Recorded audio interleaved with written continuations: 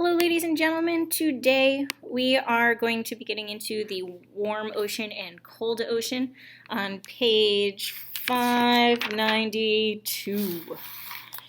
And we'll be looking at and finishing up deep ocean currents. So I have the top of 592 up on my laptop, and please follow along as I read through it. The warm ocean and the cold ocean. The ocean is layered by temperature. There is an upper layer of the warm ocean and a much thicker, deep layer of cold water. At low latitudes, the change between these two layers is at a depth of a few hundred meters. Above that depth, the oceans are as warm as 25 degrees Celsius over larger areas at low latitudes. Below that depth, the ocean is much colder in the lowest parts of the ocean. The temperature is not much more than 0 degrees Celsius, even at the equator. So it's down at right about freezing. Between about 2 meters and 100 meters below the surface, the temperature of the water decreases sharply with depth. This is a zone of rapid change from warm to cold water with increasing depth. It is called the thermocline. You may have felt a difference in temperature when treading water in a lake. Water around the upper part of your body may have felt warm. At the same time, the water near your feet felt colder. The thermocline is a larger scale version of this.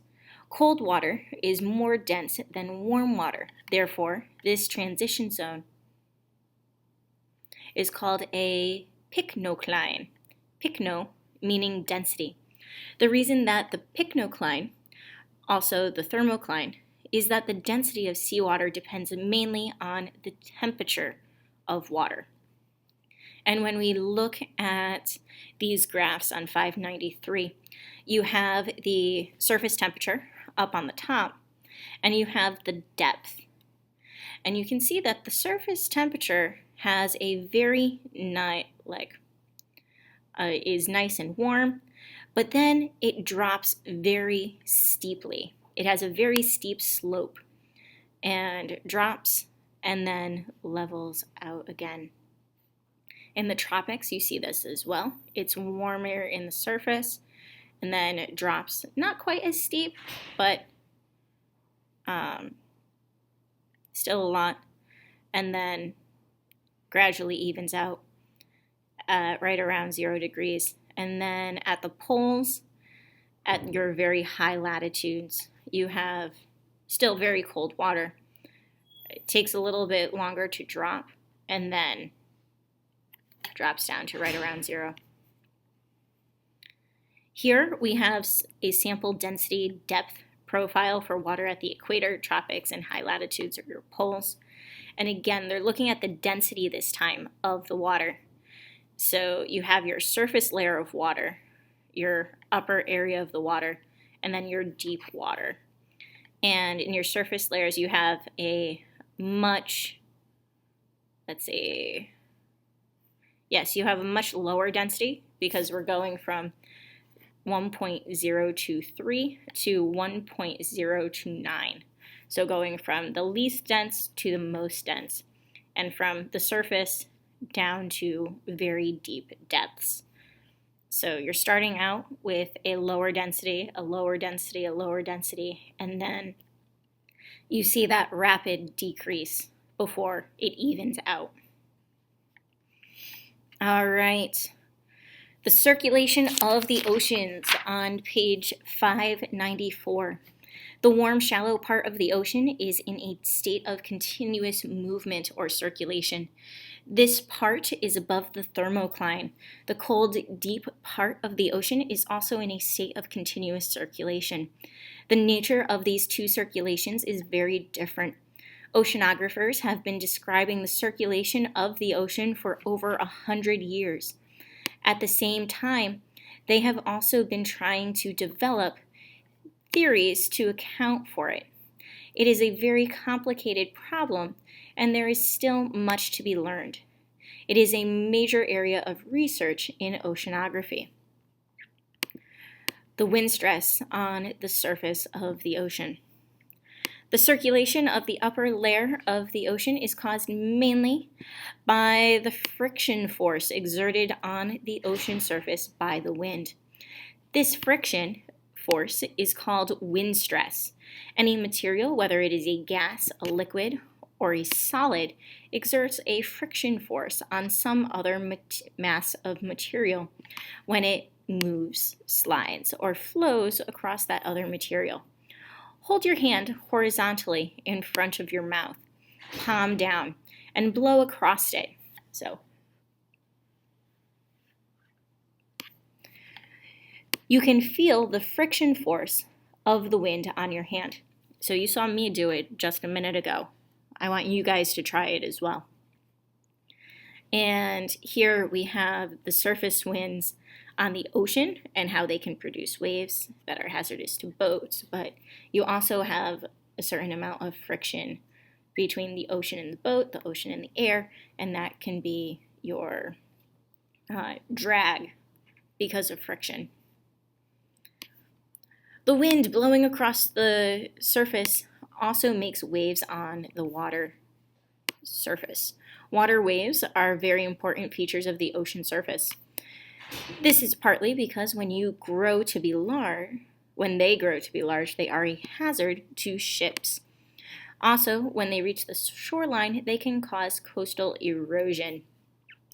The presence of waves on a water surface allows the wind to exert a larger friction force on the surface.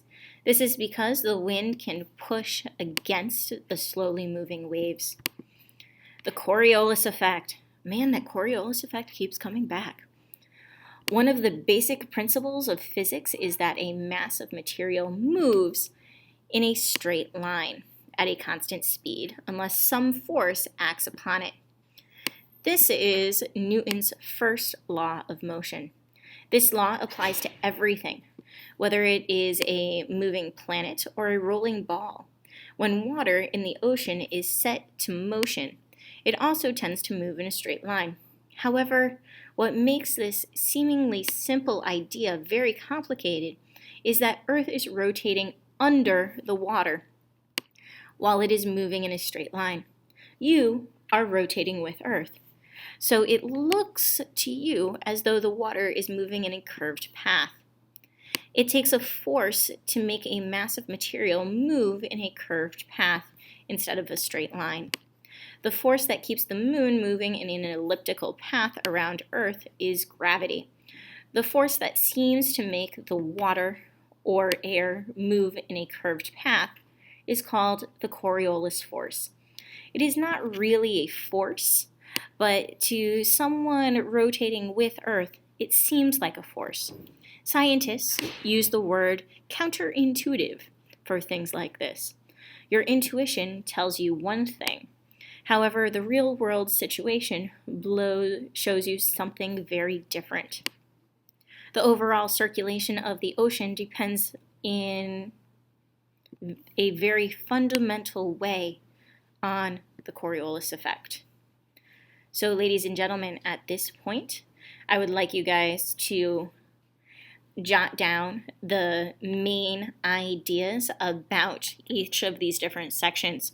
The Coriolis effect, the wind stress on the surface of the ocean, the circulations of the ocean, and warm ocean and cold ocean. You'll jot these main ideas down under your 2-column notes. And give me a minute and I will pull that up for you. Yes. So you will jot down the main ideas about the circulation of the ocean, the wind stress on the surface, and the Coriolis effect down under each of those sections. And then you'll answer a couple questions about what you found out about the deep ocean and the deep ocean circulation. So what are the 2 factors that determine the density of a water mass? You guys should know this. Jot it down. And then go through, answer those questions. Understanding and applying these questions will stretch your thinking a little bit more. So temperature and salinity are two primary factors controlling the density of a water mass. Propose several mechanisms. So when you're looking at a mechanism, it's something that causes, in this case, the factors to change. So what could change the density of a water mass? What could make it go up? What could make it go down? And we've talked about some of this in class. Let's see. Talk about wind and think about the tides and what the tides do to deep water circulation. And some of this may be in your first reading guide. So, ladies and gentlemen, I will let you guys go. You can pick up this reading guide in the 5.7 folder in eBackpack. And I'll see you guys and I'll help you guys out if you run into problems.